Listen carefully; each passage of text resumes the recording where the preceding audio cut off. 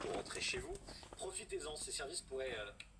le prix de ces services, ça pourrait augmenter fortement très bientôt. Expliquez-nous, Jean-Baptiste. Et c'est bien le prix d'Uber et non pas le prix du beurre, Oui. le sujet qu'on a fait un petit peu avant, qui risque d'augmenter. Donc j'ai envie de dire que pour ces plateformes, ce serait leur rendre leur monnaie de la pièce parce que, Oui. en fait, que ce soit Uber, Deliveroo ou les autres, ils ont disrupté le marché du travail et ils ont volé, notamment, soyons clairs, le travail des chauffeurs de taxi qui tout d'un coup se sont retrouvés face à des concurrents qui étaient nettement moins chers mais qui ne respectaient pas du tout les mêmes règles. Alors ce qui change pour ces plateformes, c'est le vote définitif hier d'une directive européenne qui va requalifier les travailleurs indépendants en salariés. Alors concrètement, le livreur qui a donné par exemple des pizzas hier, eh bien c'était certainement un auto-entrepreneur. Avantage pour les plateformes, eh bien, ils peuvent les payer le moins cher possible, se faire livrer une pizza en plein Paris ou à Bordeaux ou à Nantes, si vous voulez, pour 2 euros ou 3 euros de livraison.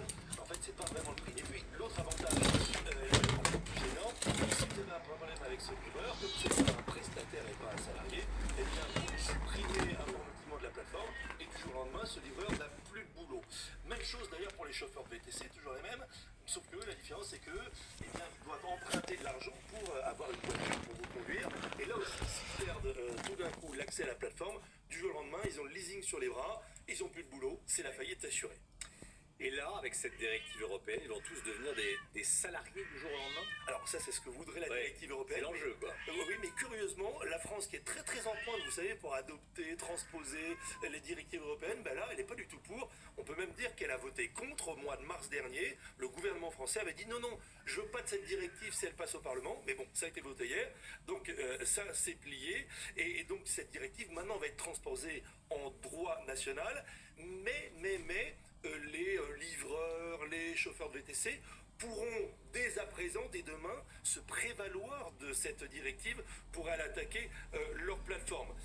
Il y a une chose quand même qu'il faut savoir et qu'il faut bien comprendre dans cette histoire, c'est que l'avantage de ce statut particulier d'auto-entrepreneur qui est unique en Europe, c'est qu'il permet de maintenir artificiellement des dizaines, des centaines de milliers de vrais faux auto-entrepreneurs dans l'emploi, alors que sinon ils seraient chômeurs sans cela. Vous voulez dire qu'il y a des auto-entrepreneurs bidons? Oui, c'est exactement ça, des auto-entrepreneurs bidons. Et une enquête du Point, il y a quelques années, avait révélé qu'en Seine-Saint-Denis, par exemple, dont 300 000 personnes, 350 000 personnes qui habitent en Seine-Saint-Denis vont travailler à Paris, en région parisienne, eh bien, la plupart ne cotisaient tout simplement pas. Ils étaient auto-entrepreneurs, mais ils oubliaient de verser leurs cotisations.